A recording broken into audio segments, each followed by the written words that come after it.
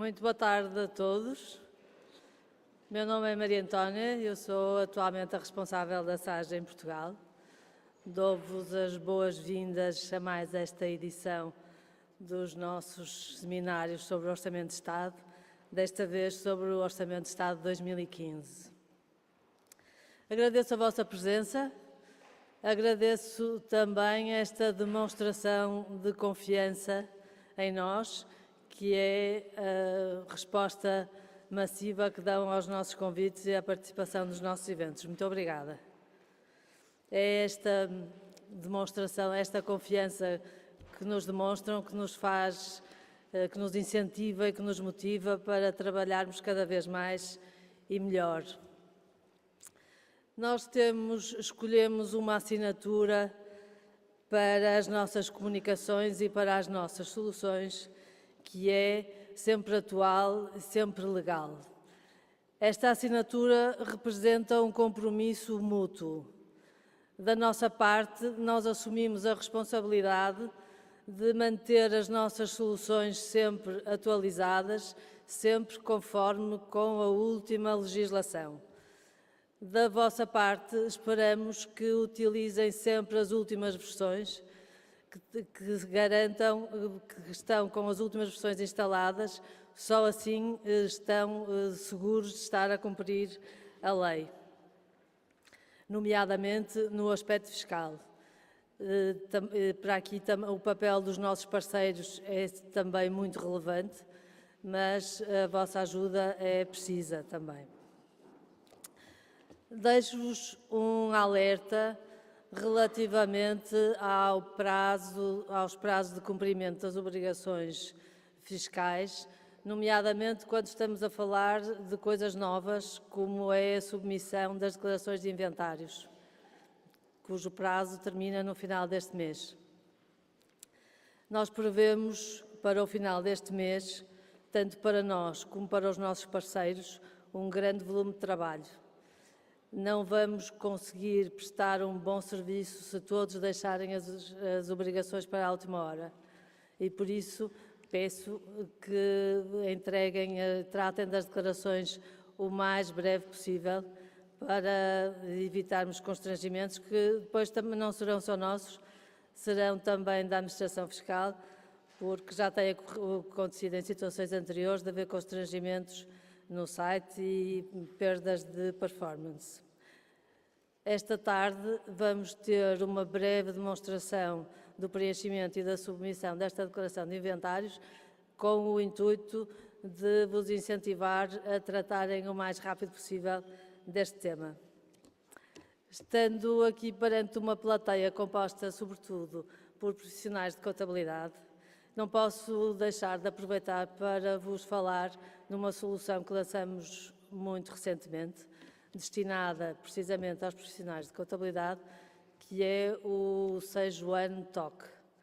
É uma ferramenta que permite melhorar a interação do técnico oficial de contas com os seus clientes, acedendo à faturação dos clientes, conseguindo fazer a faturação pelos clientes, como já fazem muitas vezes. O Sejuan é uma ótima ferramenta, muito simples, é uma ferramenta online que podem ver no site sejuan.pt e podem experimentar gratuitamente, sem encargo nenhum. Convido-vos durante o coffee break a verem as demonstrações que temos no espaço aqui à volta, para tirarem dúvidas e perceberem um bocadinho do que se trata. Agora deixo-vos com os nossos oradores, a quem agradeço a presença e a participação. O Dr. Tiago Gali Macedo, advogado, partner da Sociedade de Advogados GMA, que já há alguns anos tem estado connosco nos seminários sobre o Orçamento de Estado. Doutora Isilda Ferreira, economista, pós-graduada em Direito, especialista em IRC. A doutora Adélia Falcão, advogada, especialista na área laboral. A moderar a sessão, nomeadamente a sessão de perguntas que teremos no final, está a minha colega Ana Ribeiro, membro da equipa de direção da SAGE Portugal, responsável pelo segmento das PMEs. Desejo-vos que passem uma boa tarde connosco, que aproveitem e deixo-vos então, vamos começar a sessão. Muito obrigada.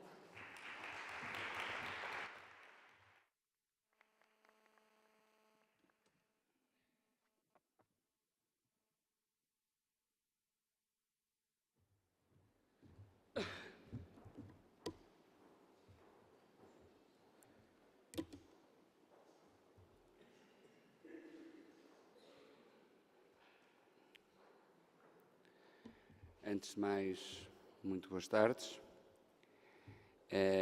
Eu queria desejar a todos um bom ano.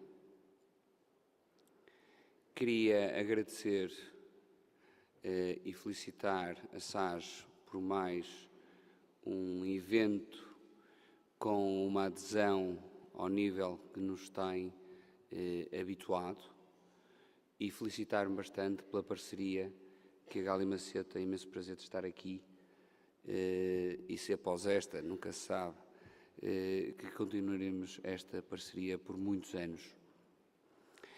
A mim me foi pedido, foi-me incumbido de fazer uma apresentação muito genérica sobre o Orçamento do Estado. E eu queria começar por dizer que, relativamente ao Orçamento do Estado, novidades em termos genéricos não há nenhuma. Posso me animar?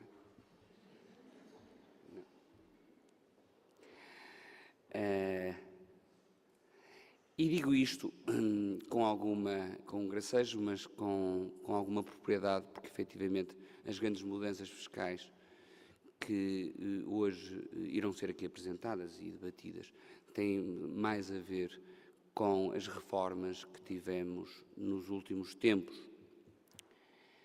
Pois muito bem, quando nós temos um déficit, temos duas maneiras de o fazer. A primeira está aqui apresentada, fazendo um corte na despesa. Mas como qualquer corte na despesa, ele normalmente corre mal, principalmente porque os nossos sistemas democráticos definiram que há eleições. E como há eleições, os nossos políticos tendem a ser bastante mais brandos do que a realidade o exige.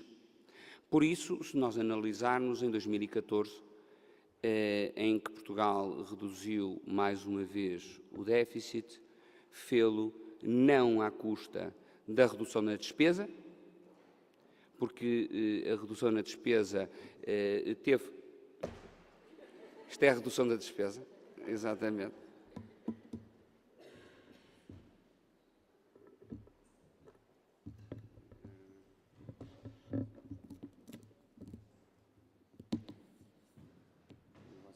O orçamento mais um bocadinho. Não através da redução da despesa, mas porque ela reduziu cerca de 1% e como tal não é relevante, não foi por essa via que se conseguiu a redução, foi exatamente por outra via, que é o aumento de impostos.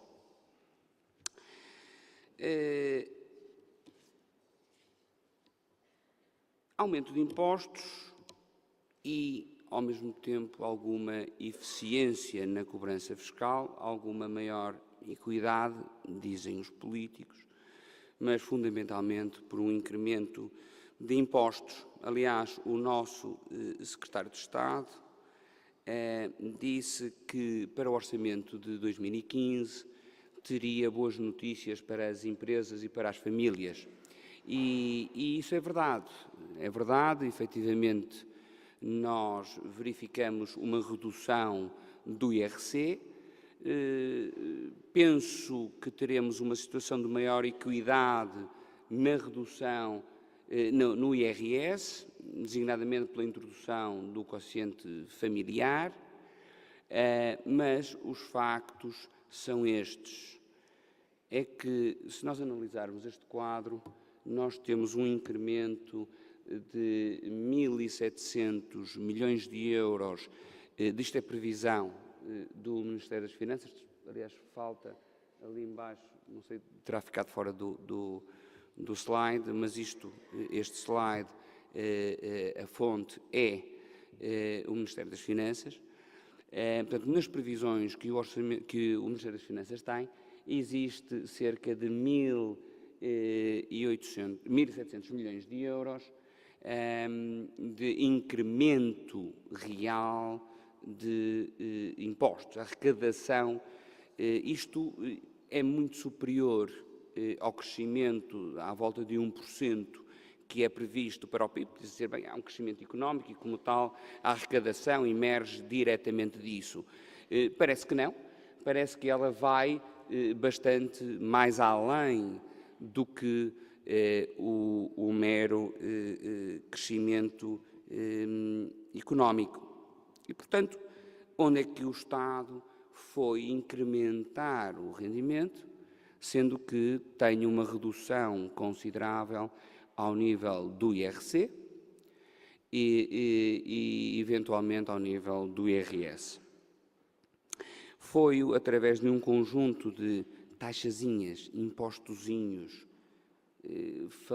estamos a falar designadamente do incremento nas tributações autónomas, que aqui hoje vai ser falado e que chama a atenção que é inaceitável o que se está a fazer designadamente pela necessidade agora de ter tributações autónomas, pela introdução de tributações autónomas nos veículos de mercadorias, o que vai sobrecarregar algumas empresas de sobremaneira.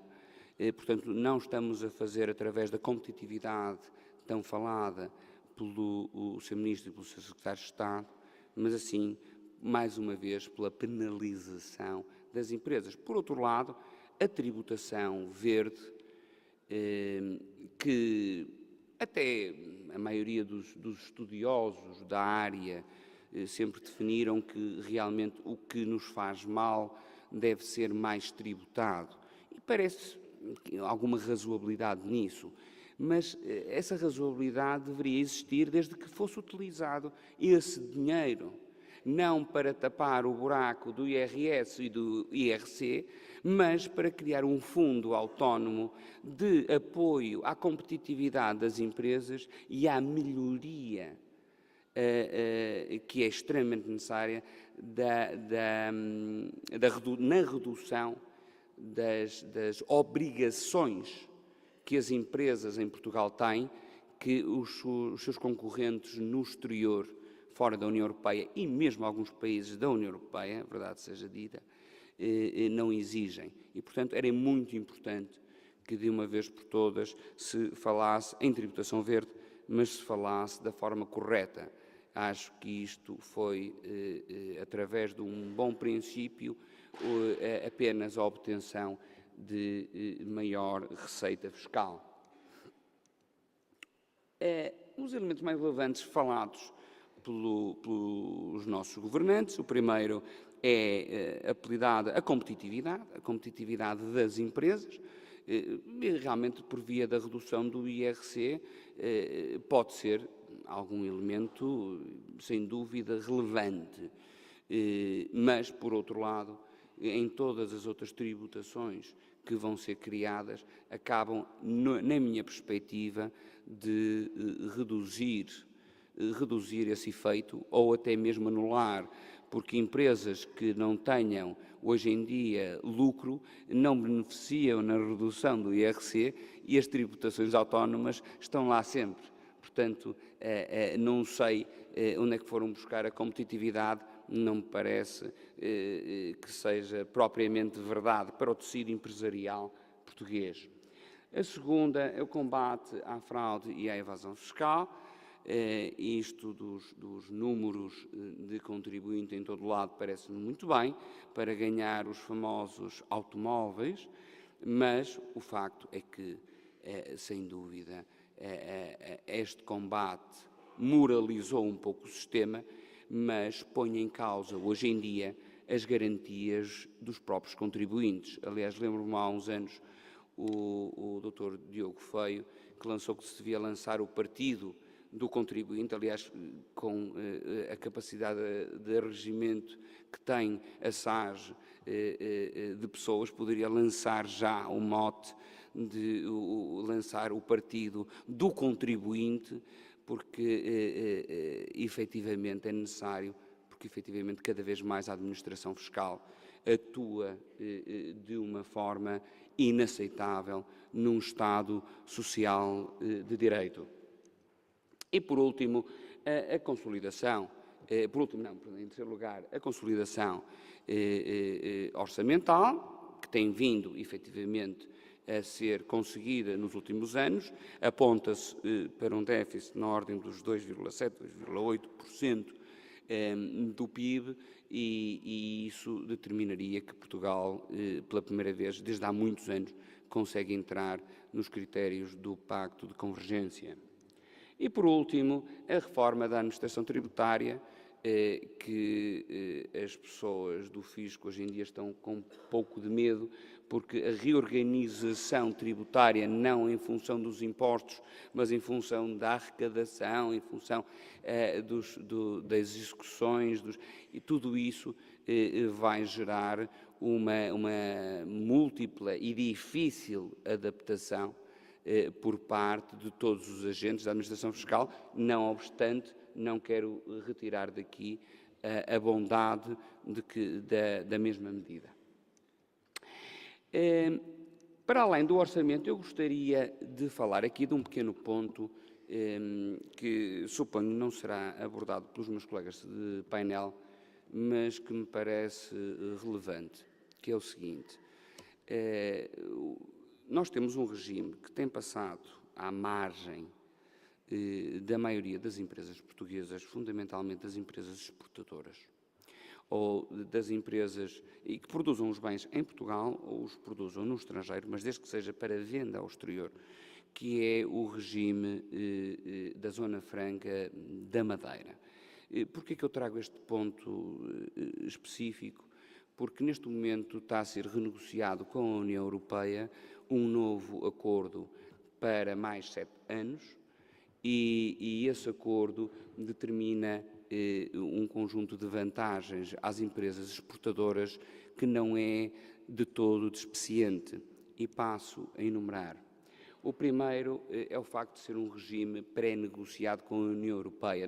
Todos nós já ouvimos falar dos regimes que existem em Malta, de IRCs de 5%, fantásticos.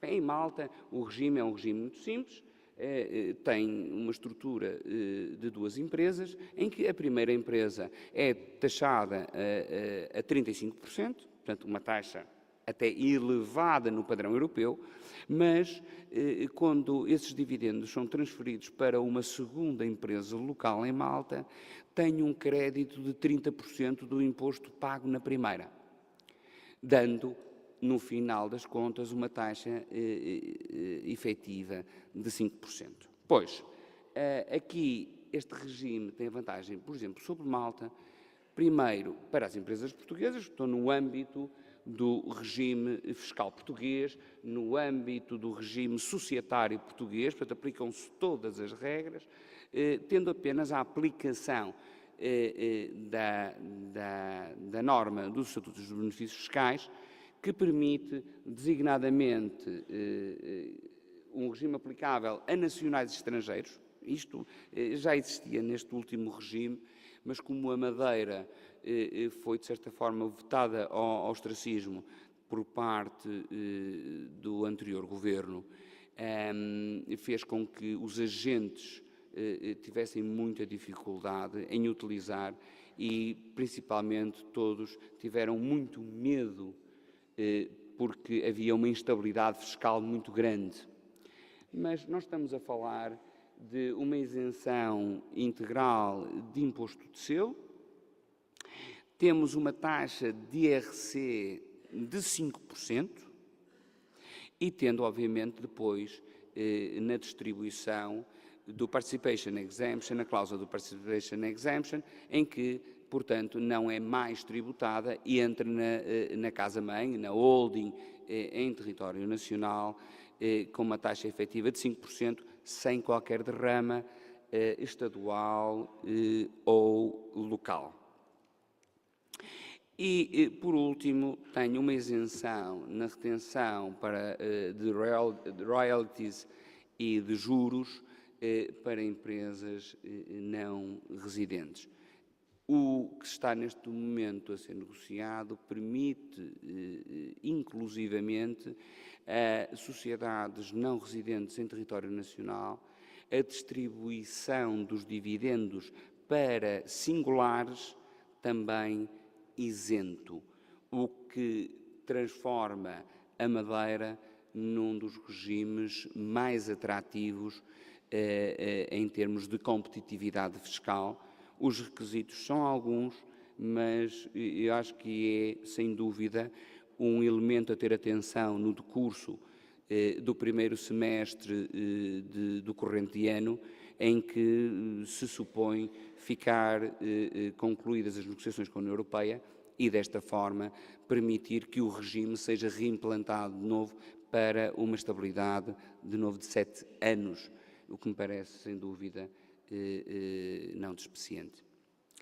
E, em relação ao orçamento, parece-me, num ponto de vista global, temos aquela novidade também do facto de ter só um artigo para o IRC, mas isso tudo, conforme eu já referi, advém do facto de a reforma do IRS e do IRC já terem contemplado em si um conjunto de alterações manifestamente fortes e com um impacto grande no sistema fiscal e, obviamente, já todos nós sabemos, com a mudança de todo o tipo de impressos e, digamos, a facilitação, teoricamente a facilitação, de momento criará alguns problemas, mas para isso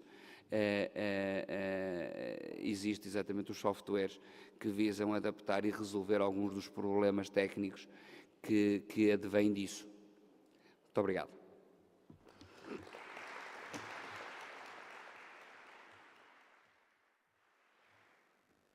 Obrigada, Tiago. Como tiveram a oportunidade já de ouvir o plano para esta tarde, para além do Orçamento de Estado, engloba alguns pontos que têm um impacto direto na vossa atividade. Um deles é as alterações ao nível da legislação laboral, as que aconteceram e aquilo que ainda irá acontecer e que tem impacto no vosso dia-a-dia e nas respostas que têm que dar às pessoas que os solicitam os vossos serviços. E, portanto, a doutora Délia Falcão vai estar connosco, colabora connosco também na área da formação, já é conhecida de alguns de vocês. Vai estar connosco agora durante os próximos 40 minutos, aproximadamente, e depois entraremos na parte da fiscalidade, falaremos entretanto. Muito obrigada. Obrigada. Começo por cumprimentar todos os participantes, os meus colegas de mesa e agradecer à SAGE por estar presente aqui neste seminário.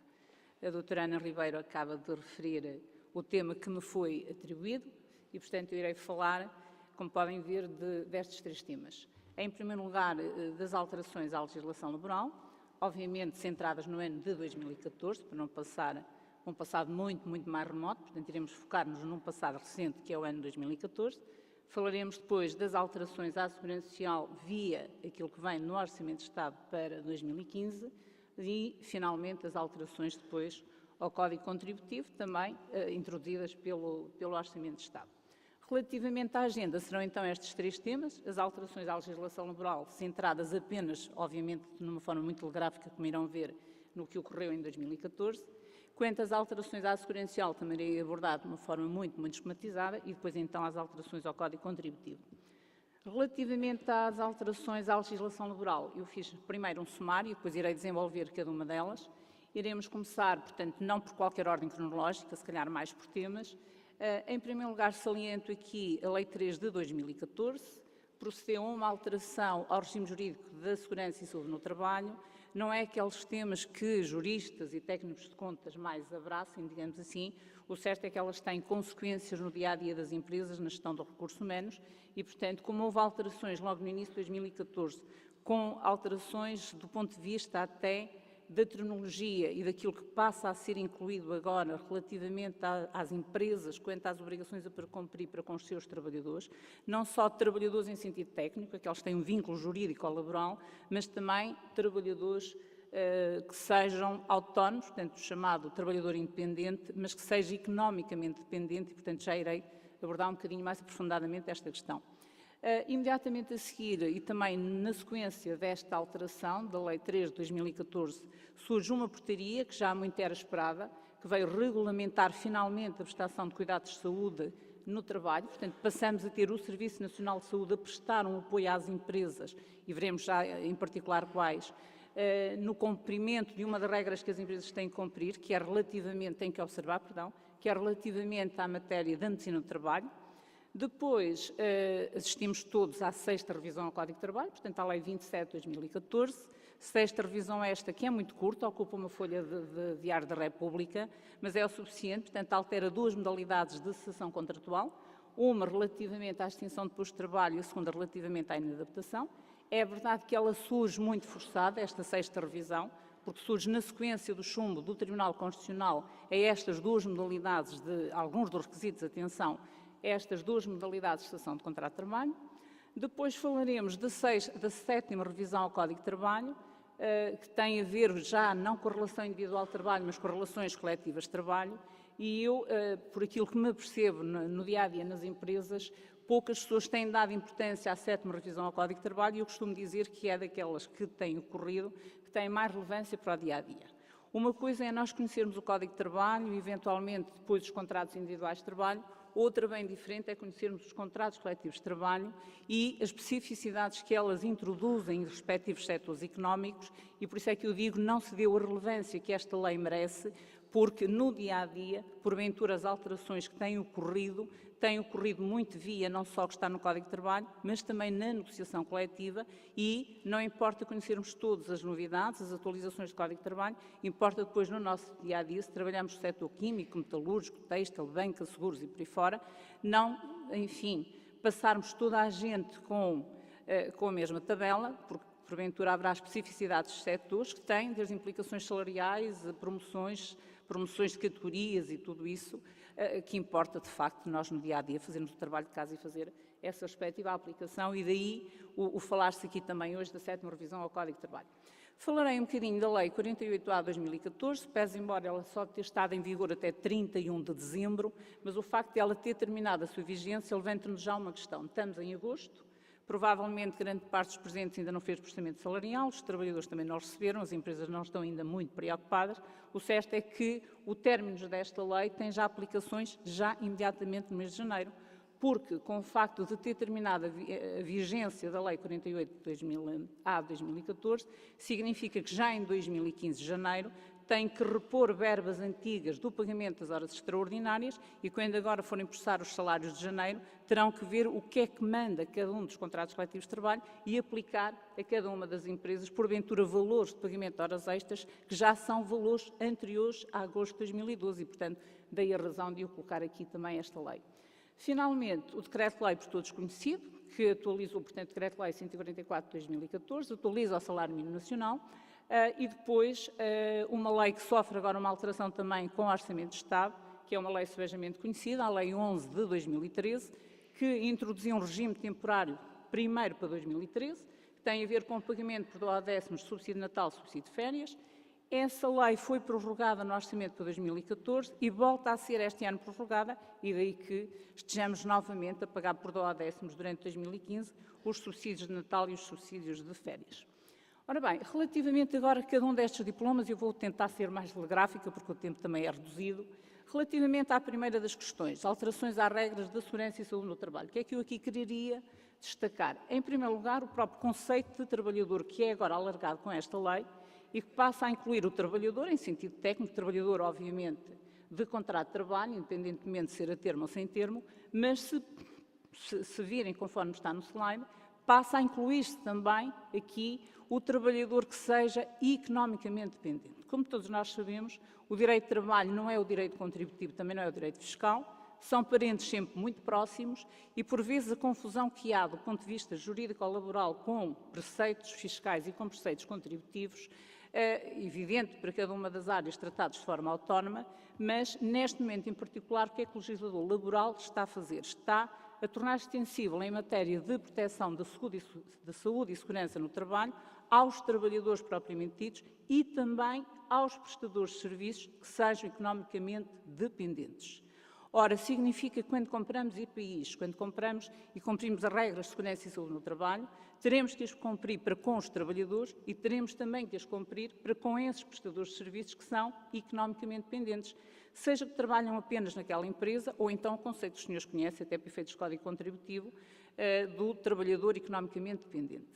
Isto tem a ver com uma outra questão que já o preâmbulo do Código de Trabalho, o atual Código de Trabalho, a Lei 7 de 2009, na sua lei preambular, tinha tornado extensível a proteção em matéria de seguros de acidentes de trabalho, não só aos trabalhadores, por inerência a esses é que são abrangidos pelos seguros de acidentes de trabalho, mas também a quem? Aos MOIs, aos estagiários e também aos trabalhadores economicamente dependentes. A ponto, e este ano não, em 2014, houve jurisprudência perfeitamente profícua, portanto sem ímpar, no passado mais recente, em que veio condenar empresas que, tendo ocorrido acidentes de prestadores de serviços, chama a atenção, portanto, categoria B, não categoria A, tendo ocorrido acidentes com prestadores de serviços, como todos nós sabemos, são eles obrigados a contratualizar o seu próprio seguro de acidentes de trabalho, mas porque foram e eram economicamente dependentes, o Tribunal acaba por condenar as empresas a serem elas a indemnizar os trabalhadores fruto desse acidente.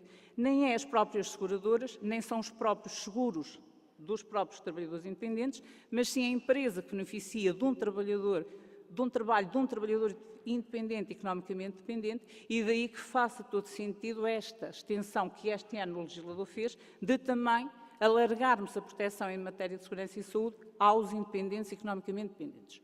Depois, uma outra questão que tem a ver com consulta aos trabalhadores, não estou a falar da consulta médica, estou a falar da consulta em matéria de segurança e saúde no trabalho, que anteriormente a periodicidade era de 2 em 2, passa para 1 ano. Depois, friso aqui 2 dados importantes, por vezes, enfim, andam um bocadinho mais esquecidos, tem a ver com o dever de formar e informar os trabalhadores em matéria de segurança e saúde no trabalho. Esta matéria, quando não cumprida, gera contraordenações.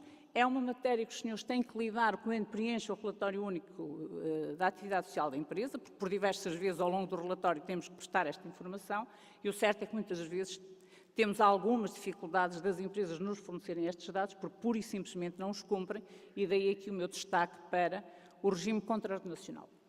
Uma outra questão interessante é que esta lei veio pela primeira vez impor ao trabalhador incumpridor, infrator das regras de segurança e saúde no trabalho, que também sobre ele vai pesar o quê? Responsabilidade penal, responsabilidade civil e responsabilidade contraordenacional.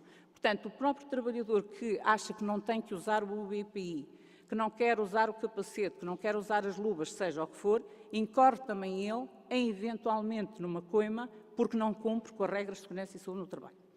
Depois, outra novidade foi alargar às empresas que prestam os serviços externos de segurança e saúde no trabalho responsabilidade contraordenacional. E o que é que nós assistimos nos últimos anos?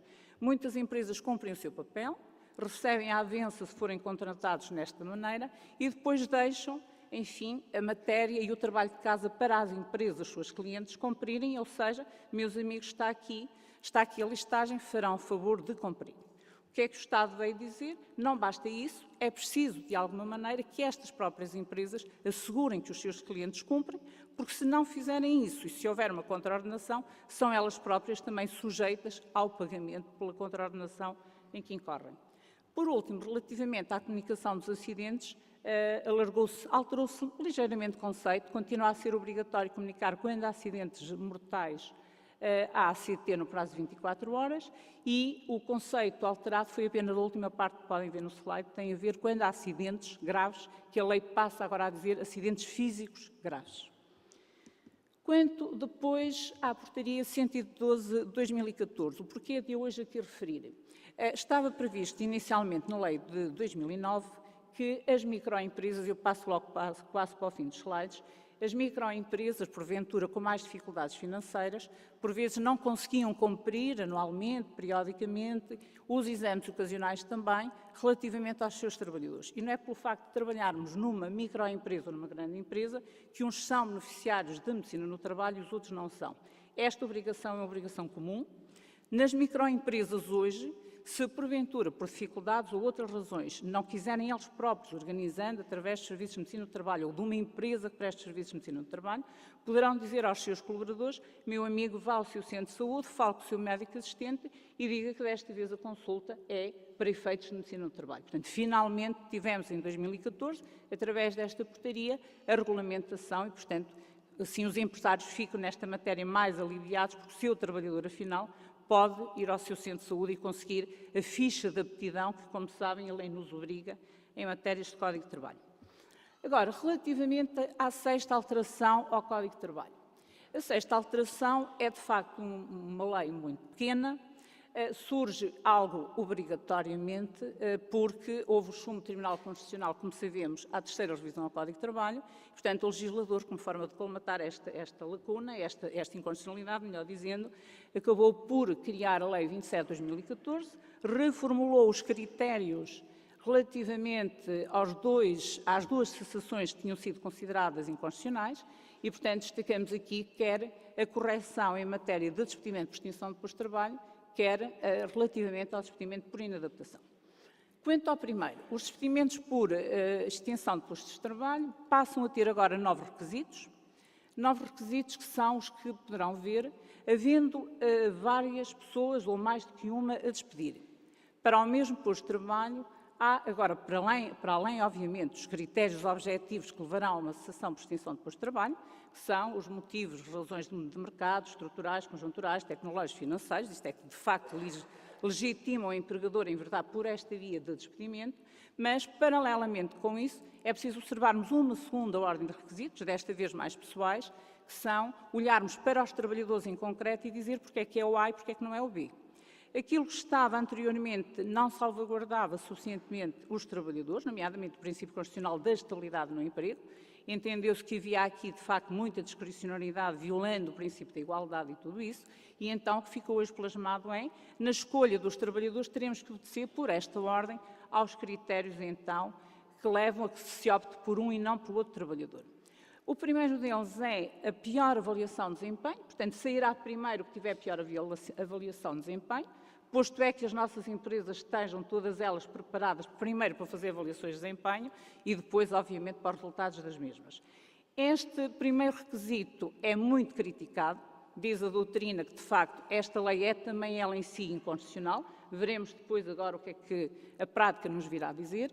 O segundo requisito é quem tiver piores habilitações sai e fica quem tem melhores habilitações. Também este requisito é muito questionado, porque, por vezes, o ter mais habilitações em determinada profissão não significa que se seja melhor trabalhador, até porque todos nós sabemos que esta crise de emprego, por vezes em determinado emprego está quem tem mais habilitações e não quem tem, se calhar, mais competências para aquela função.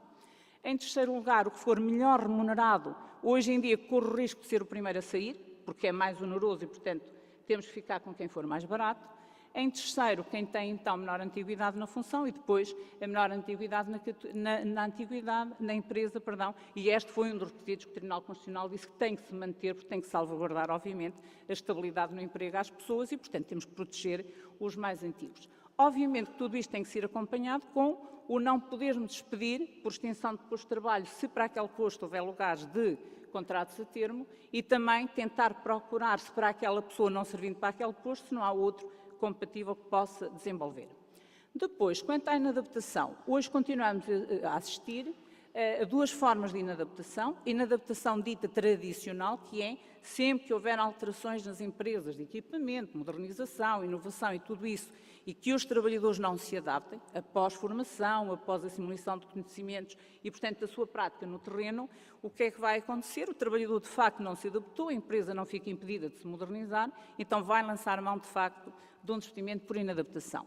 Não estava acautelada a antiguidade, não estava acautelada, de facto, e a antiguidade não estava acautelada, era o facto de, se isto não for possível, se o trabalhador não se adaptar, diz o Tribunal Constitucional, isto de facto era liberalizar despedimentos, é preciso salvaguardar a estabilidade no emprego e, portanto, foi reintroduzida através da sexta alteração, o que foi reintroduzido o facto de o empregador ter que provar que não existe um posto alternativo e compatível com a atividade do trabalhador.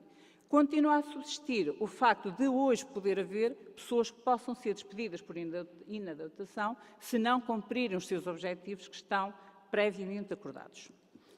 Agora, relativamente à 7ª alteração ao Código. A 7ª alteração tem mais a ver com as alterações à contratação coletiva e não à contratação individual. E o que o legislador veio fazer com esta lei foi, de alguma forma, forçar a uma maior dinamização da contratação coletiva. Nós assistimos durante décadas a que há contratos coletivos de trabalho completamente obsoletos, muitas das vezes com 10 e 20 anos de existência, se calhar nos últimos anos não, até por força das alterações que ocorreram em 2013 e em 2009, mas continuamos mesmo assim a ter contratos que perduram e perduram. Portanto, o que a 7ª revisão veio fazer foi dizer, meus amigos, alteramos aqui as regras, por um lado, da caducidade e da sobrevigência dos contratos coletivos de trabalho, onde antes os contratos podiam durar 5, passam a durar 3, e relativamente ao fim do contrato, em que se podia continuar a vigorar, a sobrevigência ia até aos 18 meses e agora passa a ser apenas de 12 meses. Chama a atenção que esta lei prevê ela própria, a sua própria revisão, porque o próprio legislador permite que estes limites se voltem a reduzir, sendo que no futuro os contratos coletivos de trabalho terão, enfim, uma validade apenas de 2 anos. Uma questão nova é a última parte do slide, que tem a ver com a possibilidade das empresas em situação económica difícil e em crise empresarial poderem suspender a aplicação de contratos coletivos de trabalho. Estamos a falar de quê? Às vezes podemos estar a falar de suspensão de tabelas salariais. Podemos estar a falar de pagamentos de horas extras com uma percentagem maior do que aquela que está na lei, porque advinha da própria contratação coletiva. Portanto, significa aqui que, em situações de crise empresarial, o empregador dirá, pois se eu não tenho capacidade para pagar salários, nem os menores nem os maiores, vamos pelo menos suspender, porque se acumularmos dívida, acumulamos um bocadinho menos, porque suspendemos a aplicabilidade de contratos coletivos de trabalho, iremos para o regime geral e, portanto, não estando sujeitos a cumprir condições que, nas condições em que me encontro, aos trabalhadores, obviamente, estou incapaz de facto de responder por elas. Agora, relativamente à Lei 48A de 2014, esta lei surge um bocadinho naquilo que historicamente tem acontecido desde a 3ª revisão ao Código de Trabalho. Esta lei veio prorrogar o prazo da suspensão de cláusulas de contratos coletivos de trabalho e até de contratos individuais de trabalho, relativamente apenas à matéria do pagamento das horas extras. Como sabemos, a 3ª revisão ao Código de Trabalho reduziu por lei o montante a pagar por horas extraordinárias. Depois, não se ficou por aqui o legislador, porque mandou suspender por 2 anos, durante o período do PAF também, todos os contratos coletivos de trabalho que nesta matéria se processem de forma diferente. Portanto, os contratos dispunham que as horas extras seriam pagas por um valor superior àquele que a lei acabou por definir. E, por outro lado, o legislador ainda fez outra coisa. Disse que, findos estes 2 anos, os contratos tinham que se renegociar e, se não se renegociarem, o próprio legislador imporia que, fim do período, reduziria para metade o valor.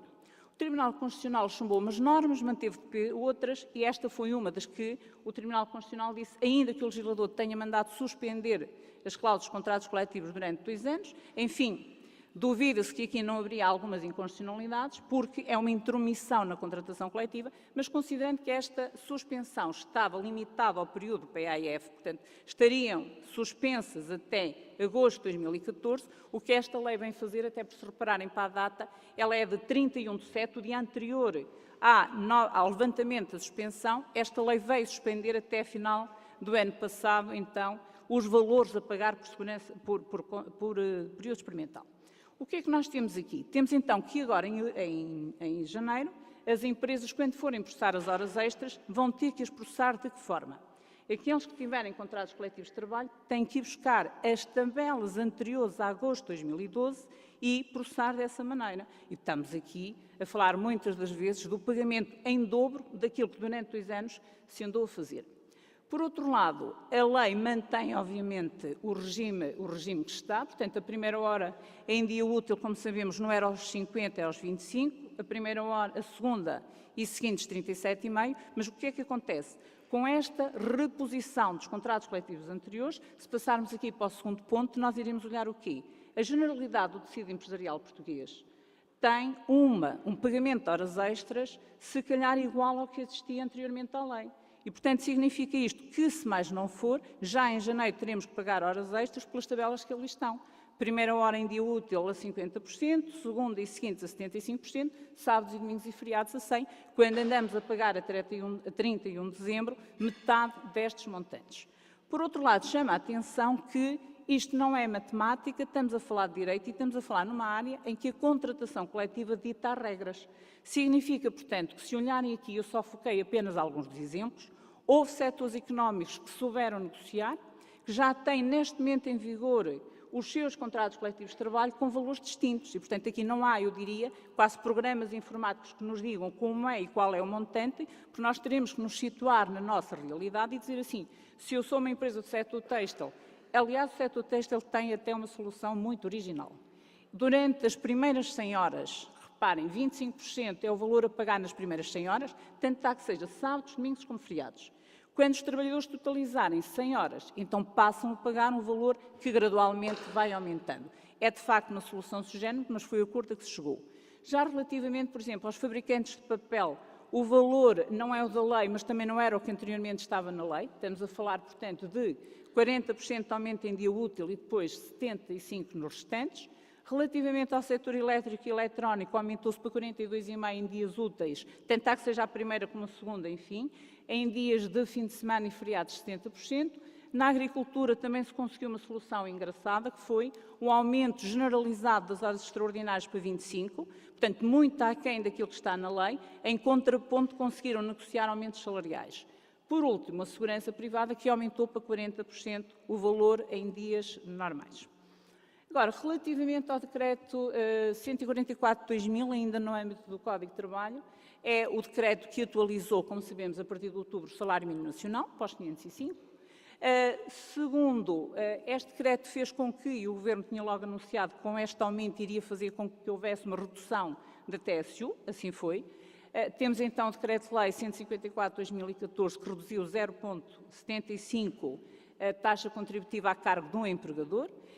Porém, esta taxa contributiva foi acompanhada de uma série de requisitos, não entrou logo em vigor em outubro, só se reportou em novembro, por sua vez vai até janeiro de 2016, mas também só era possível para aqueles empregadores que tivessem contratado anteriormente a maio de 2014. Qual é a novidade que aqui vos deixo? Com certeza já viram, o Orçamento de Estado traz uma alteração a este diploma. Este diploma passa agora a contemplar todos aqueles empregadores que tinham contratado trabalhadores não até maio, mas até setembro, o que significa que têm agora até final deste mês, 31 de janeiro, que se tivessem trabalhadores nessas condições, ainda podem começar a pagar para eles um valor de segurança social mais baixo e não como acontecia até aqui. Tem a cumprir o prazo que está no Orçamento de Estado, tem que requerer à Segurança Social, que efetivamente tinham trabalhadores que afinal admitiram em junho, em julho e em agosto, também com o salário mínimo de então e que querem agora continuar a beneficiar, tal como os outros, da redução da taxa contributiva. Perdão.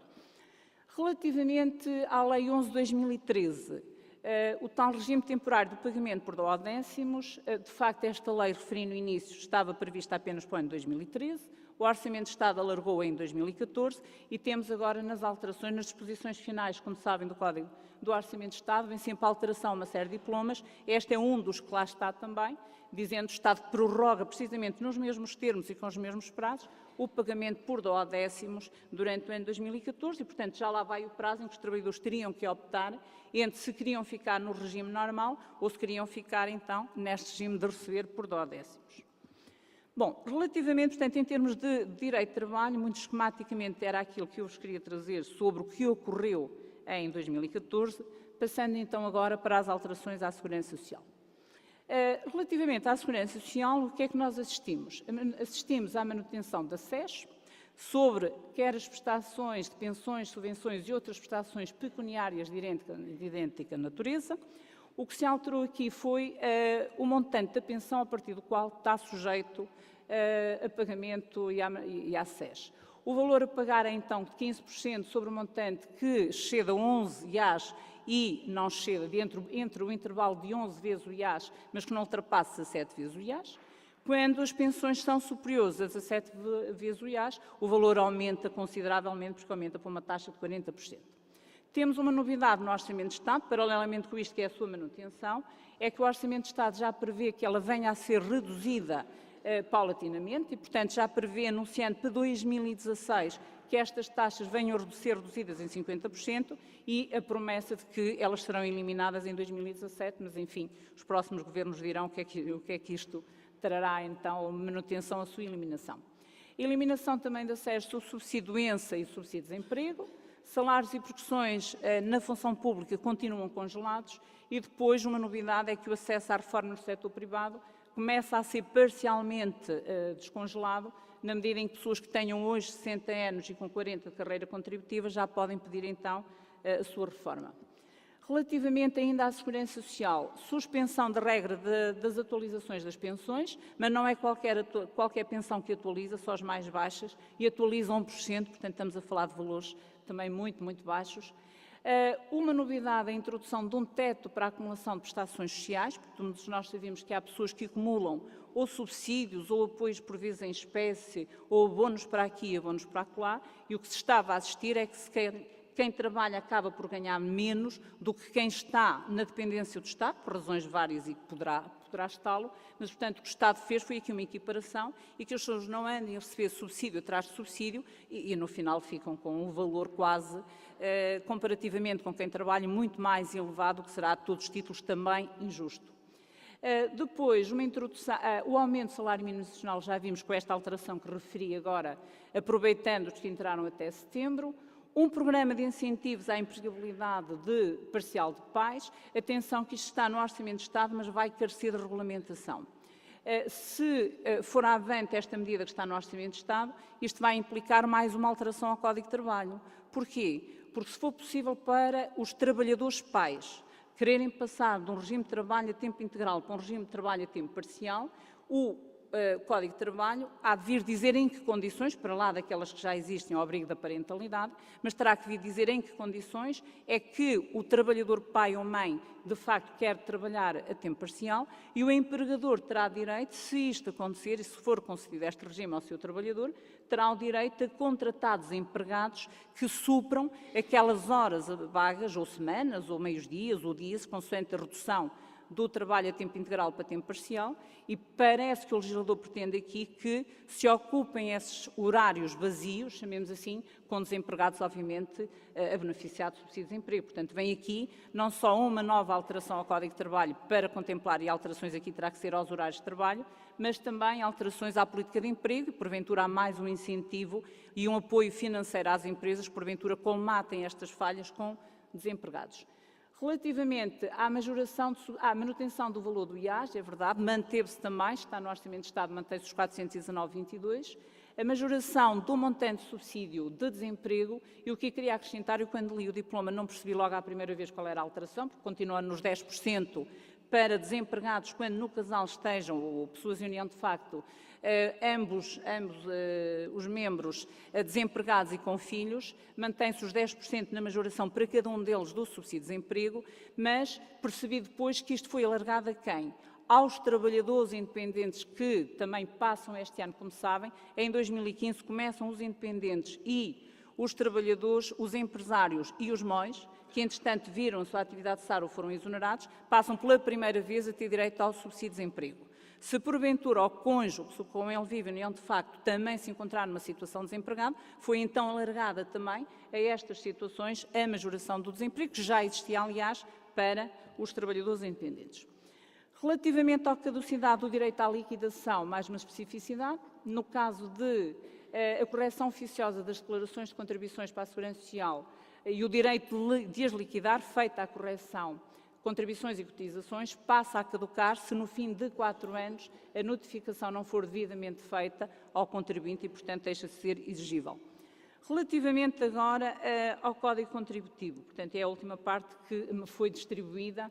Código Contributivo já é habitual ter sempre alterações com a Lei do Orçamento de Estado, cá temos mais uma delas.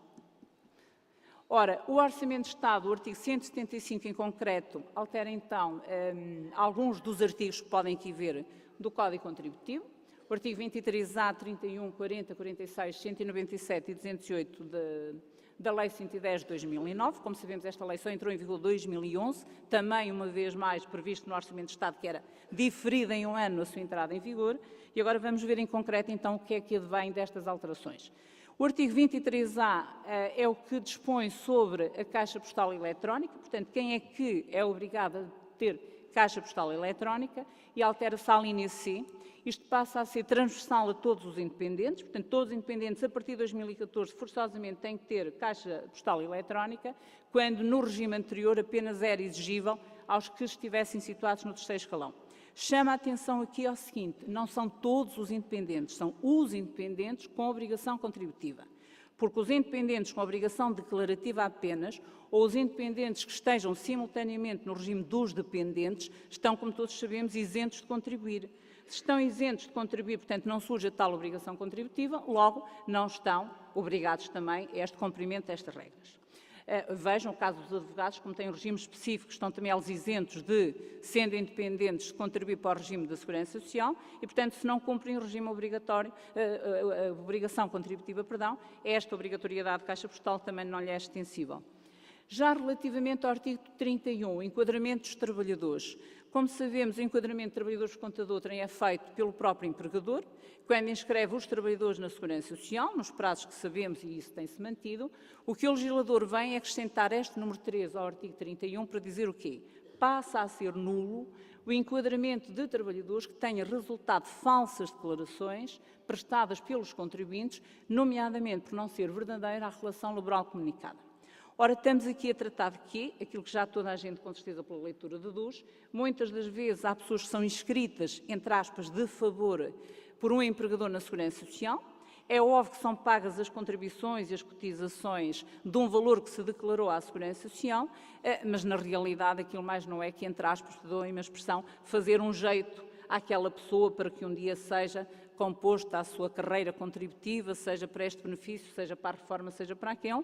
E o que o Estado hoje nos vem dizer é que se isto vier a acontecer e obviamente for detectável, porque se não for detectável, enfim, isto não irá ter estas consequências, o que vem dizer é que se alguém porventura passa por esta situação e se bem verificar que nem sequer uma relação laboral tinha, então é anulado é considerado nulo, o seu enquadramento no regime dos trabalhadores por conta de outrem. Quanto às declarações de remuneração, o que é que o Estado agora nos vem dizer? Que a falta ou insuficiência de dados nas declarações podem ser ou supridas ou corrigidas pela instituição da Segurança Social e podem ser por que via? Por um lado, pelos dados que eles disponham, obviamente no sistema de informação. Por outro lado, no cruzamento com a informação fiscal. Por outro lado, na sequência, obviamente, de a sua ação inspectiva. Portanto, vai a uma empresa e detecta que há rúbricas que, vamos imaginar, ajudas de custo fictícias, que não eram consideradas para efeitos da Segurança Social, porque até um determinado montante, como os senhores sabem, tem isenção de IRS e tem o mesmo tratamento em termos fiscais, mas muitas das vezes, muitas ajudas de custas não são de toda ajuda de custo e, portanto, desde o primeiro cêntimo que se paga ao trabalhador, ainda que estivesse dentro do limite da isenção fiscal e isenção de Segurança Social, o certo é que ela teve um mau enquadramento numa ação de fiscalização vem a constatar-se aquela ajuda de custo mais não é que remuneração e, portanto, temos aqui a Segurança Social a corrigir as declarações de remuneração e depois, obviamente, a comunicar qual é o valor a pagar fruto desta correção pela Segurança Social. Já relativamente ao artigo 46, o artigo 46 é o artigo que, se calhar, todos nós conhecemos melhor, porque é aquele que nos diz o que é que está ou não sujeito a pagamentos para a Segurança Social. Foi agora alargado, nalgo que até já se esperava e que já tinha um tratamento fiscal, e, portanto, quando nós hoje olhamos para o 46, limita a matéria de incidência contributiva, ou seja, quando se paga aos trabalhadores saber se aquelas remunerações, parcelas, chame-se lá aquilo que se entender, porque do ponto de vista de direito de trabalho nós distinguimos retribuição de remuneração. Do ponto de vista da Segurança Social, a distinção é apenas esta. Há remunerações com contribuições ou não há remunerações com contribuições, ponto. E daí que saibamos, se calhar todos na ponta da língua, o que é que está no artigo 46 e o que está no artigo 48, que não está sujeito à Segurança Social. O artigo 46 sofre, então, um acréscimo, que é esta a linha B, ou seja, aquilo que hoje se paga aos trabalhadores em matéria de transportes, vales de transportes coletivos, passa então também a ser uma matéria sujeita à Segurança Social. É curioso porque eu fui ver a terminologia que está agora na alteração ao Código de IRS, não é bem a mesma terminologia, mas o certo é que a Segurança Social terá mais uma verba a arrecadar quando se pagam então os transportes, vales de transportes aos trabalhadores. Atenção que tem o tratamento fiscal, se eles forem pagos à generalidade dos trabalhadores, mantém isenção, porque mantém isenção fiscal, logo mantém isenção de segurança social, mas de facto é uma novidade. Fruto disto, alterou-se então também o artigo 3 o número 3, perdão, do artigo 46 do Código Contributivo, mas se nós repararmos, eu deixei a vermelho precisamente para destacar, a alteração que vem ao artigo 46.3 é só por causa da inclusão desta linha BB. Em resumo, este artigo 46.3 mantém o quê? Que terão o tratamento em termos de Código Contributivo semelhante ao da Segurança Social, as rúbricas que eu deixei no slide. Portanto, subsídios de refeição serão tratados em termos de segurança social da mesma forma que em sede de IRS. Os abonos para falhas serão tratados também na segurança social nos mesmos moldes do IRS. A remuneração paga, ou melhor, não paga aos trabalhadores por sanção disciplinar a mesma coisa. Portanto, quando instauramos, vejam, processos disciplinares aos colaboradores que terminem numa suspensão com perda de retribuição, significa o quê? Que essa verba não vai ser paga ao trabalhador, ele ganha 1.000, foi sancionado com 15 dias, só vai receber 500, mas o Estado quer receber a sua contribuição e o seu IRS sobre os 1.000 e não sobre os 500 que nós vamos pagar aos trabalhadores.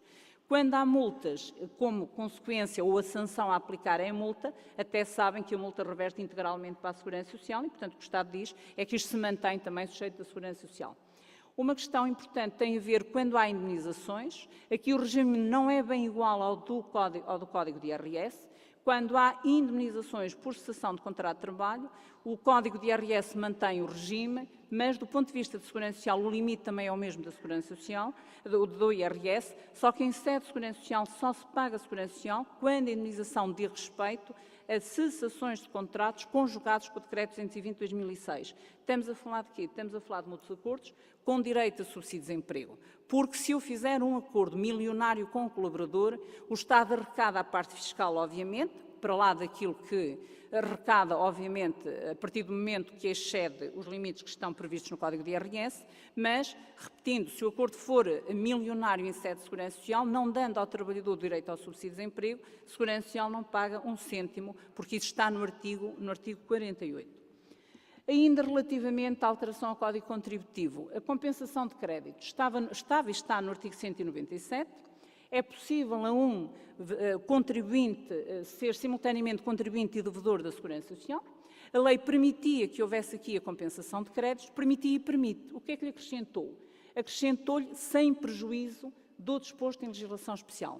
Portanto, poderemos assistir ao longo deste ano que uma empresa que seja simultaneamente devedora à Segurança Social e credora, porventura não possa fazer a compensação, se entretanto sair algum regime especial que diga esta ou aquela matéria ou esta situação é excluída de ser abrangida, portanto, nesta compensação de créditos. Já relativamente à situação contributiva regularizada, que algumas dúvidas têm suscitado, o Estado mais não fez que clarificar aquilo que se calhar já sabíamos do ponto de vista fiscal, que tem a ver o que é que se entende quando precisamos todos pedir declarações de situação contributiva regularizada. É óbvio que quem tem tudo pago, a certidão não tem qualquer dúvida, mas por vezes surgem dúvidas quando há o pagamento de prestações ou quando o contribuinte impugnou, reclamou, seja o que for.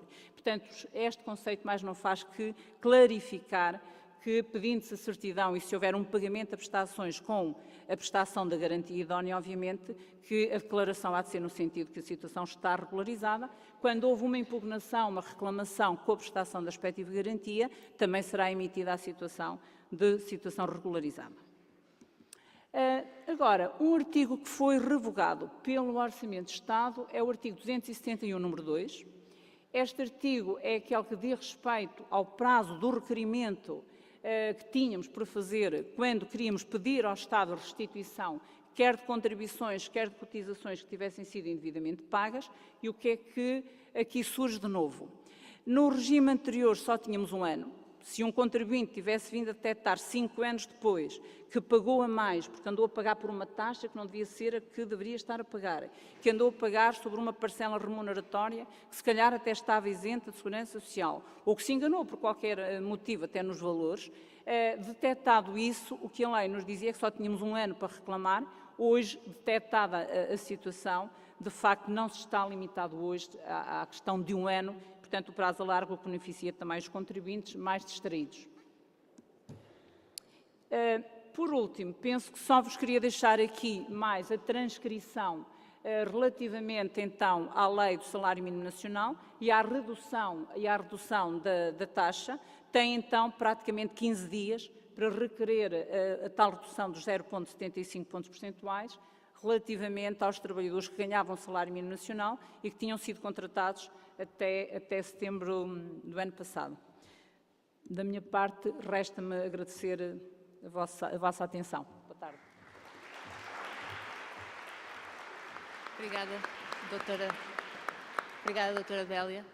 Muitos de vocês estiveram a retirar algumas notas. Eu gostaria de clarificar. Nós vamos disponibilizar as apresentações de todos os nossos oradores. Para aqueles em que esta não é a primeira vez que estão connosco, sabem já que o fazemos dentro de 2, 3 dias, quando enviarmos o inquérito de satisfação, irá também a documentação. A mesma documentação vai estar disponível no nosso portal, portanto, no portal de acesso privado aos nossos utilizadores, e também estará disponível na app fiscal, que depois, mais tarde, falarei um pouco sobre ela, na app fiscal que disponibilizaremos aproximadamente em 15 dias a 3 semanas. Ainda antes do intervalo, nós vamos fazer uma pausa aproximadamente às 4h10. Antes disso, vamos entrar no tema da fiscalidade. A doutora Isilda vai estar connosco. Para além das questões fiscais decorrentes, diretamente decorrentes deste Orçamento de Estado, há 3 temas que serão abordados, que é a reforma do IRC, a fiscalidade verde e inventariação e comunicação de inventários AT, sendo um tema que vos estará a preocupar certamente. Teremos aqui um período dedicado a esse tema. Ora, então, boa tarde a todos. Cabe-me a mim, então, a parte de falar sobre aquilo que são as especificidades do Orçamento de Estado. Portanto, o Dr. Tiago já vos deu uma visão geral daquilo que é o Orçamento de Estado e, como ele bem diz, em muitas matérias o Orçamento de Estado este ano é bastante curto, curto e incisivo, nomeadamente em matéria de IRC, mas a verdade é que, à semelhança do que vai acontecendo nos últimos anos, além do próprio diploma do Orçamento do Estado, sai em simultâneo, portanto é negociado em simultâneo uma série de outras alterações fiscais que estão em diplomas autónomos, mas que de certa forma se enquadram dentro daquilo que é o tema das novidades em termos do próximo ano. Este ano, aquilo que aconteceu foi que no mesmo dia, portanto 31 de dezembro, trouxe-nos, além do diploma do Orçamento do Estado, um diploma específico para alterações em termos do Código do IRC. E, portanto, o Orçamento de Estado em si só tem uma alteração, mas há o complemento, portanto, uma outra lei que sai no mesmo dia, no mesmo Diário da República, em que aí sim faz algumas alterações em sede de IRC, já não é propriamente com a abrangência que existiu em 2014 por causa da reforma do IRC, e sim um diploma que alterou profundamente aquilo que eram as regras do IRC, portanto este ano são as habituais alterações de pormenor. Um outro diploma que também é importante em termos de que são as medidas para a fiscalidade verde e, portanto, muito se discutiu de quais seriam as medidas para a fiscalidade verde, e é um diploma que abrange uma série de impostos, portanto, não é um diploma que abranja só o IRC, o IRS ou o IMI, portanto, é um diploma que abrange pequeninas alterações e pequenos incentivos e desincentivos de comportamentos menos amigos do ambiente e, portanto, tem aqui uma série de alterações.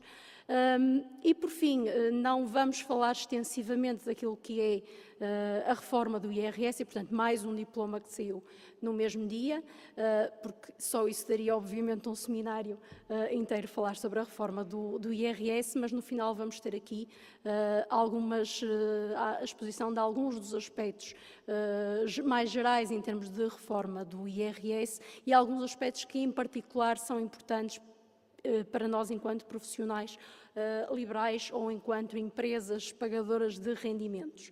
E, portanto, é mais nesse tipo de aspectos que nos vamos focar. Não vos vou apresentar aqui aquelas tabelas que nós gostamos muito de ver e aquelas simulações em termos de IRS, vamos ganhar mais 20 euros por mês ou menos 20 euros por mês, isso no final, se cada filho vale 300 ou 350 euros. Portanto, não vos vou apresentar essas tabelas, até porque vocês têm isso disponível em vários sítios, basta ir à internet e, portanto, aqui mais na perspectiva profissional. Portanto, em termos daquilo que são as alterações, então, previstas especificamente na Lei do Orçamento do Estado para 2015, e começamos com as alterações que têm impacto na tributação do rendimento. Ao nível das pessoas singulares e, portanto, código do IRS, o primeiro tema que está tratado é a sobretaxa do IRS. Portanto, a sobretaxa do IRS vai manter-se com todos os contornos que já existia anteriormente e, portanto, não há aqui nenhuma novidade, mantém-se a taxa, mantém-se todos os procedimentos de retenção na fonte a que já estavam habituados e, portanto, há aqui simplesmente mudou o diploma que a previa, porque passou a estar previsto então no diploma do Orçamento de Estado para 2015, mas as regras que lá estão e a redação é exatamente a mesma no nosso dia-a-dia, nada vai mudar.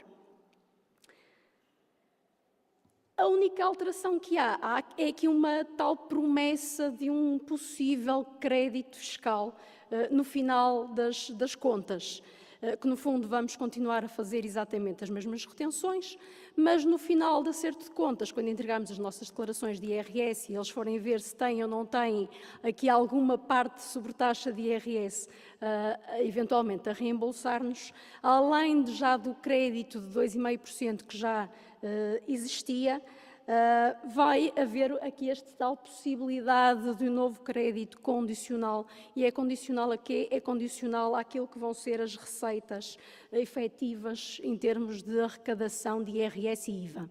Portanto, eles têm, no Orçamento de Estado, naqueles últimos quadros que estão no Orçamento de Estado, têm lá uma previsão de receitas para os vários impostos.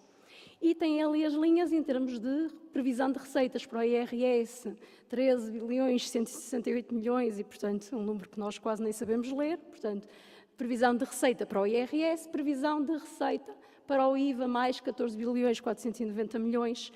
E então, quais são as contas que eles vão fazer? Se a receita efetiva de cobrança de IRS e IVA ultrapassar a soma daqueles dois valores, portanto, 27.658 milhões de euros, que é a soma dos 13 milhões com os 14 milhões, portanto, IRS e IVA, então todos nós poderemos ter direito ao tal crédito.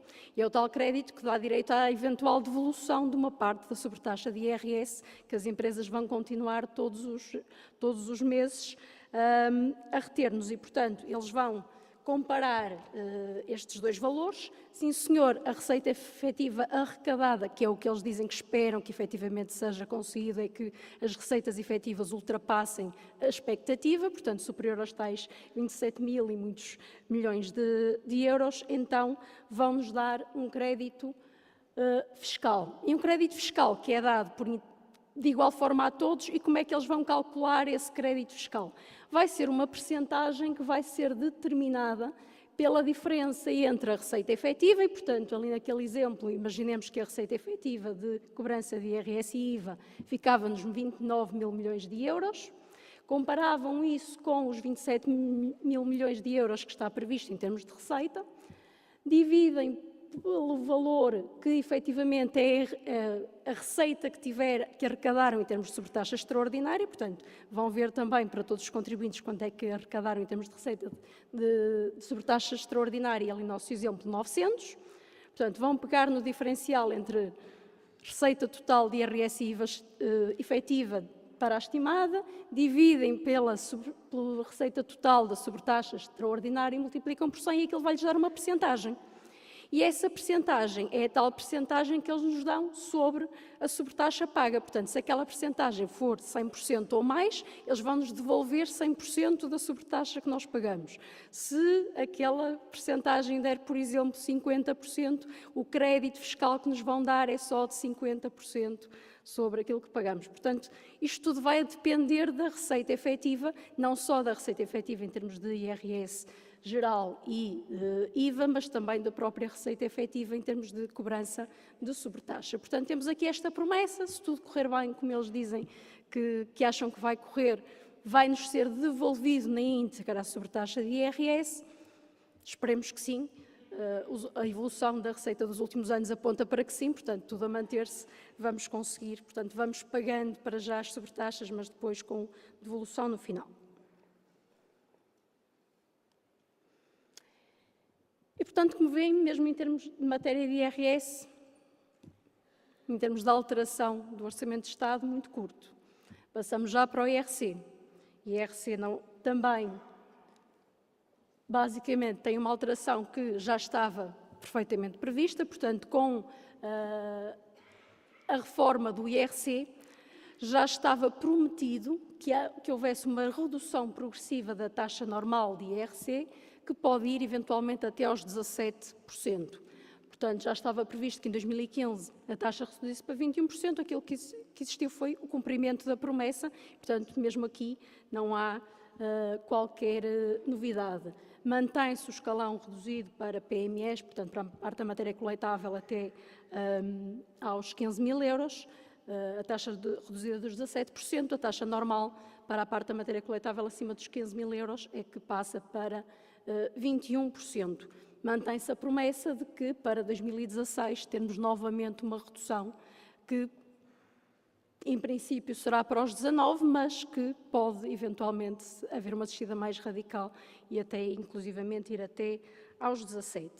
O facto de o próprio Orçamento do Estado só mexer na taxa de IRC este ano é praticamente uma novidade, porque todos estamos habituadíssimos a que em todos os Orçamentos de Estado tenhamos uma série de novidades, quer em matéria de IRS, quer em matéria de IRC, e, portanto, dá aquela ideia de estabilidade do nosso sistema fiscal.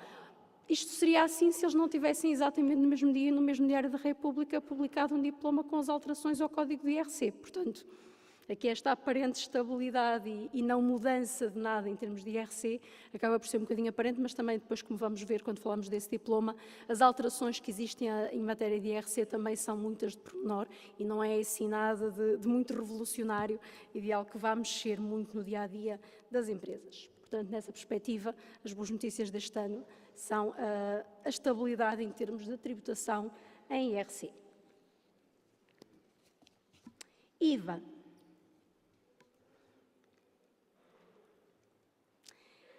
Em termos de IVA, relativamente aos atos isolados, há aqui também uma promessa, que é a promessa de disponibilização no portal das finanças da possibilidade de emissão de faturas para atos isolados. A verdade é que, para quem quer emitir uma fatura-recibo, isso já é possível, mas uma fatura-recibo não é uma fatura, porque uma fatura-recibo serve de recibo de quitação. E todos nós sabemos que muitas vezes passam o chamado recibo verde, mas ainda não receberam e só recebem dali a muitos meses, mas a verdade é que estão a emitir um recibo de quitação, certo? E, portanto, para evitar que nas situações em que efetivamente não exista coincidência entre a passagem da fatura e o recebimento, e, portanto, em que há necessidade de emitir uma fatura e depois, sim, um recibo, quando efetivamente houver o recebimento efetivo, vão passar a disponibilizar também no portal das finanças a possibilidade de quem praticar atos isolados emitir faturas e, portanto, depois emitirão um recibo de quitação, mas o recibo de quitação é daqueles documentos para cumprimento de uma obrigação civil que tanto pode ser um documento mais bonito e legal e informático, como pode ser um documento feito à mão ou comprado numa papelaria, não é? Portanto, aí já depois o mero recibo de quitação pode ser qualquer coisa. Portanto, aqui a alteração em termos de atos isolados é isso, há de passar a estar disponível no portal das finanças, então, para os atos isolados, a emissão de faturas. Processos de insolvência. e cessações de atividade. Foi alargada a possibilidade de a administração tributária declarar cessações oficiosas de atividade quando há processos de insolvência, nas situações em que o Tribunal comunicar à administração tributária que houve uma deliberação para encerramento dos estabelecimentos da empresa. Portanto, no âmbito daquilo que é o Código de Insolvência e de Recuperação de Empresas, quando existe este tipo de deliberação, o Tribunal está obrigado a comunicá-lo à administração tributária e a administração tributária diz que se vão encerrar o estabelecimento e os estabelecimentos que têm, então, obviamente, vão deixar de ter operações tributáveis, ou pelo menos há uma presunção de cessação de atividade e pode encerrá-la oficiosamente. Mas aquilo que acontece é que a empresa ainda não fechou e pode continuar a praticar atos, nomeadamente para a liquidação do património, e esses atos são tributáveis e tem de liquidar IVA, entregar declarações periódicas. Isto levantaria problemas de ordem prática, na perspectiva em que as empresas que ativamente, não foram elas que declararam a cessação de atividade, foi o próprio fisco que o fez oficiosamente, depois ver-se-iam forçadas a ter de entregar uma declaração de início de atividade cada vez que fossem vender qualquer coisa, para poder liquidar o IVA, para poder entregar as declarações periódicas, seja o que for. Aquilo que passou a estar previsto é que isso não vai ser necessário. Ou seja, se eventualmente e quando as empresas, no âmbito depois do processo de liquidação do património, praticarem operações tributáveis, seja de venda, seja de compra, para exercerem o direito à adoção, podem entregar declarações periódicas de IVA sem ter de entregar declaração de reinício da atividade, porque não foram elas que declararam a cessação. Foi a administração tributária que a considerou. Portanto, aquilo que acontece é que, independentemente da cessação oficiosa da atividade, estas empresas, quando receberem faturas em que haja IVA incluído, relativamente ao qual tenham direito à adoção, ou em que vendam património e que seja necessário entregar ao Estado IVA liquidado, simplesmente entregam uma declaração periódica como se nunca tivesse sido declarada a cessação oficiosa da atividade. Portanto, mantêm todas as suas obrigações fiscais sem ter de declarar reinício.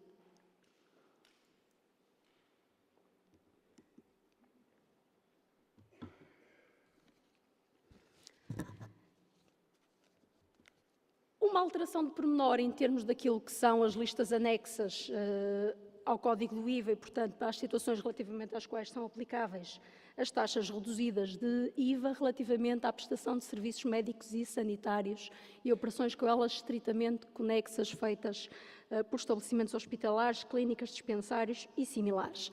E, portanto, esta aplicação desta taxa reduzida estava ali limitada a, desde que não fossem pertencentes a pessoas coletivas de direito público ou instituições privadas integradas no Sistema de Serviço Nacional de Saúde, esta restrição desapareceu e, portanto, houve aqui um alargamento do âmbito da aplicação daquela verba 2.7 para a aplicação da taxa reduzida do IVA. Créditos de cobrança duvidosa e créditos incobráveis, portanto, aquelas situações em que as empresas podem fazer a regularização a seu favor, cumprindo determinadas condições e nada dessas condições, as outras condições não foram alteradas e, portanto, processo de insolvência, ou demora mais de 24 meses, certificação de ROC, portanto, todas as condições que estão legalmente previstas mantêm-se. O que é que desapareceu? Foi eliminada a obrigação de desreconhecimento do ativo. Relativamente àquilo que eram os créditos de cobrança duvidosa, as condições, uma parte das condições que está prevista para efeitos de IVA coincide com aquilo que está previsto então para efeitos de IRC em termos do reconhecimento da perda por imparidade. Mas, em termos de IVA, estava esta condição a mais, portanto, condições comuns, estar em mora mais de 24 meses, haver provas efetivas de imparidade, haver provas das diligências de cobrança e, portanto, para efeitos de IRC isto bastava, mas para efeitos de IVA havia uma condição adicional que a verdade é que em termos de contabilidade não fazia muito sentido, que era a obrigação de desreconhecer o ativo. Portanto, eu era obrigado ao fim de 24 meses, se quisesse fazer a recuperação do IVA, ainda que só estivesse a falar de créditos de cobrança duvidosa e não incobráveis, no fundo, a retirá-lo da contabilidade. Ora, isto trazia aqui algum desconforto para as empresas, porque não era propriamente a mesma coisa que ser um crédito incobrável, portanto, pretendiam continuar a tê-lo nas contas. Essa condição, então, desapareceu a partir de 2015, portanto, não é necessário desreconhecer o ativo nem para efeitos de IRC, que nunca foi, nem para efeitos de IVA. Em relação àquilo que são os créditos incobráveis em processo de insolvência, foi acrescentada uma situação que permite também que, cumpridas, obviamente, todas as outras condições, seja recuperado o IVA, que é quando haja o trânsito em julgado de sentença de verificação e graduação de créditos, ou seja, quando existem declarações de insolvência de caráter pleno. Portanto, isto era uma situação que não estava prevista em termos daquelas situações que se enquadravam para verificadas, então podia-se fazer a regularização de IVA, passou a estar previsto. Portanto, logo que haja então este trânsito julgado, esta sentença, está verificada uma das condições para poder fazer a regularização de IVA a nosso favor. Não se esqueçam, depois tem uma série de outras condições. Se fosse só isto, era fácil. Uma terceira situação também que foi alterada, isto também ainda em relação às regularizações de IVA a nosso favor, em créditos incobráveis e créditos de cobrança duvidosa, que é, se nós depois de fazermos a regularização a nosso favor, alguém nos quiser efetivamente comprar o crédito. Por algum motivo, nós achamos que aquilo não vale nada, não é? Mas alguém está disponível para o comprar. Pronto, alguém o compra e, portanto, há aqui uma clarificação de que existe uma obrigação de regularização a favor do Estado da regularização que antes fizemos a nosso favor.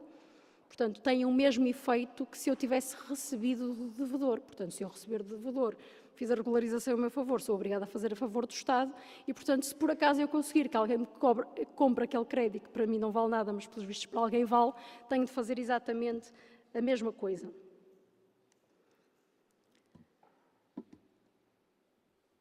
E, em último lugar, relativamente às comunicações de regularização ao devedor. Portanto, em determinadas situações, para poderem fazer a regularização do IVA a vosso favor, estão obrigados a fazer a comunicação da regularização ao devedor, mas não estava especificamente previsto exatamente o que é que tinham de dizer nessa comunicação e, portanto, cada um fazia aquilo que lhe parecia razoável.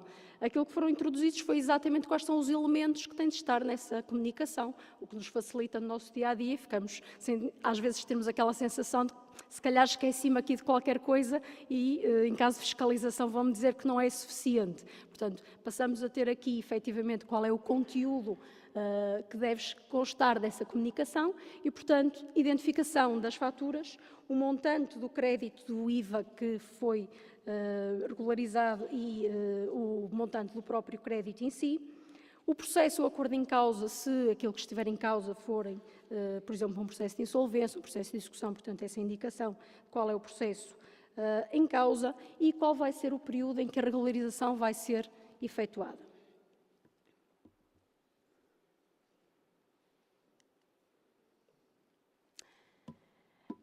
Relativamente à situação de nós efetivamente recebermos, portanto, nós não vendemos o crédito incobrável a alguém, mas efetivamente o devedor acaba por nos pagar. Obviamente há aqui a obrigação de regularização do IVA a favor do Estado e aquilo que passa a estar previsto é que é independente do prazo de caducidade. Porque nas situações em que nós fizemos a regularização há mais de 4 anos, seríamos tentados a não fazer, se calhar, aqui uma regularização a favor do Estado, porque já nos podiam corrigir a dedução e não é? Portanto, já estava fora do prazo de caducidade. Passa a estar expressamente previsto que, independentemente dos prazos de caducidade, eu sou sempre obrigada a fazer a regularização a favor do Estado, nem que seja daqui a 20 anos. Portanto, não há aqui aplicação de prazo de caducidade. Certificação por revisor oficial de contas, portanto, nas situações em que tenham de ter certificação de revisor oficial de contas e não haja necessidade de ter uma autorização prévia, também não existia aqui expressamente na lei uma indicação de até quando é que eu tinha de ter a certificação do ROC. Que uma situação é, se eu vou ter de pedir uma autorização prévia, como é óbvio, para apresentar o processo de pedido da autorização, a certificação do ROC já vai ter de ir incluída, mas se eu estivesse naquelas situações em que não é necessária a autorização prévia, então se calhar deixava para um dia, quando me viesse fiscalizar e pedir, eu arranjava a certificação do ROC. Portanto, passa a estar clarificado que essa certificação tem de estar efetuada até ao termo de prazo de entrega da declaração periódica ou até à entrega da própria declaração periódica, se esta for entregue fora do prazo.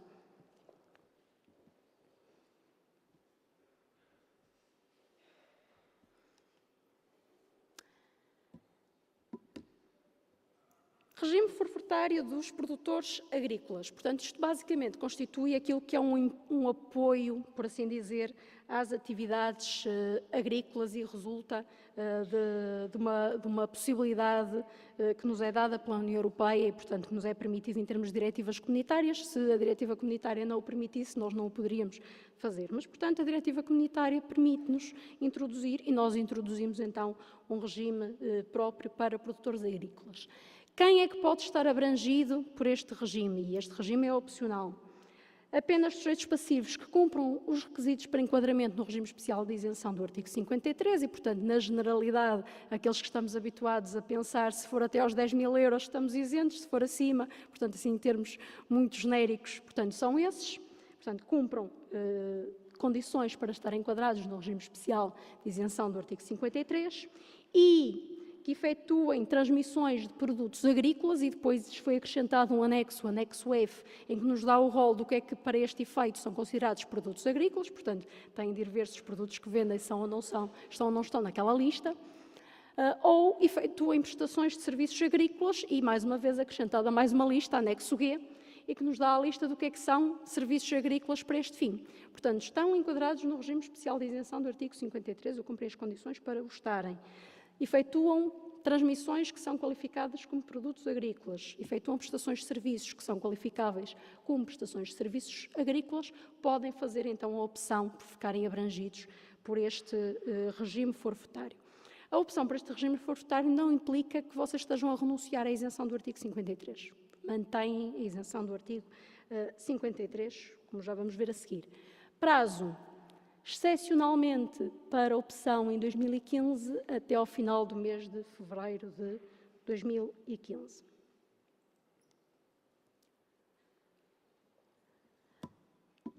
Como é que este regime depois funciona assim em termos muito genéricos? Mantém a isenção do artigo 53 e têm a possibilidade de 6 em 6 meses pedirem um reembolso que é uma compensação de 6% que é calculada sobre o preço de algumas vendas que têm dos tais produtos agrícolas e das tais prestações agrícolas. Portanto, 6 em 6 meses apresentam uma declaração sobre quais são essas vendas, 20 de julho e 20 de janeiro, até 20 de julho e 20 de janeiro, relativamente ao semestre anterior, de quais foram as vendas que tiveram relativamente aos tais produtos agrícolas e prestações de serviços agrícolas, e eles podem-vos dar uma compensação de 6%, que é calculado sobre esses valores de venda. Portanto, basicamente é quase que um subsídio à atividade agrícola.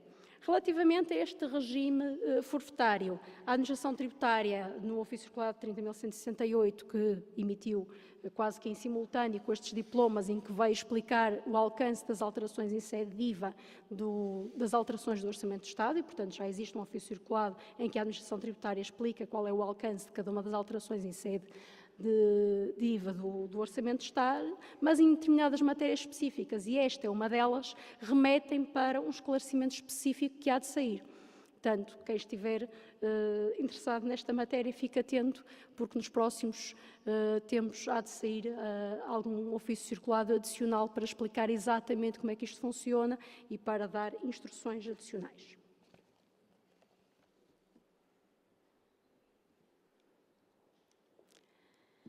Regime dos bens em circulação. Este é mais um dos temas em que vos posso já dizer que também a administração tributária fez a mesma coisa no tal ofício circulado, que é não explicou o alcance de nenhuma das alterações, porque disse que estas alterações eram tão específicas que teriam de ser objeto de uma explicação autónoma. E, portanto, mais uma vez, também se espera que nos próximos tempos saia um ofício circulado a explicar exatamente qual é o alcance que pretendem que tenham cada uma das alterações que fizeram agora ao regime dos bens em circulação. A verdade é que as alterações que foram feitas a este diploma são muito de pormenor. Só que essas alterações de pormenor muitas vezes são as que nos dão mais dores de cabeça, quer em termos interpretativos, quer em termos de nós depois as cumprirmos, porque há ali um pormenor que às vezes nem todos nos lembramos. Pronto, e portanto, julgo que este ofício circulado que há de sair específico para isto nos há de ajudar nesta perspectiva. Então, o que é que alterou? Conceito de bens. Na definição de bens foi incluído os bens que possam ser objeto de prestações de serviços. Portanto, só estavam definidos como bens os bens que eram objetos, pudessem ser transmitidos, passou a ser acrescentado bens que possam ser objeto de prestação de serviços. No conceito de remetente, e portanto é aquela figura que está obrigada à emissão do documento de transporte e, portanto, mais uma vez importante, no conceito de remetente também foram acrescentadas aqui duas vertentes, portanto, qualquer pessoa que por si ou através de terceiros, em seu nome e por sua conta, coloque os bens à disposição do transportador e outros sujeitos passivos cujos bens em circulação sejam objeto de prestação de serviços por eles efetuadas. Portanto, há aqui duas alterações que se calhar podem ser de pormenor em relação àquilo que já havia, mas a verdade, como vos dizia, estes pormenores às vezes é onde nos falham e, portanto, vamos esperar pelos esclarecimentos que nos vão dizer melhor o que é que querem dizer e que situações é que consideram abrangidas por estas alterações. Comunicação por transmissão eletrónica nas situações de emissão de documentos de transporte globais ou quando existe a necessidade da emissão daqueles documentos de transporte adicionais por causa da alteração dos locais de destino durante o transporte ou pela não aceitação da mercadoria. Portanto, até agora só estava expressamente prevista que aqueles documentos adicionais que tinham de ser emitidos em relação ao documento inicial fossem comunicados à Administração Tributária por inserção no Portal das Finanças. Não estava prevista qualquer comunicação eletrónica. A alteração que foi feita foi precisamente acrescentar que a comunicação é feita por inserção no Portal das Finanças ou por transmissão eletrónica de dados e, mais uma vez, a definir por portaria. Portanto, há de ser definido em portaria de que forma é que esta comunicação eletrónica, nestes casos, se faz.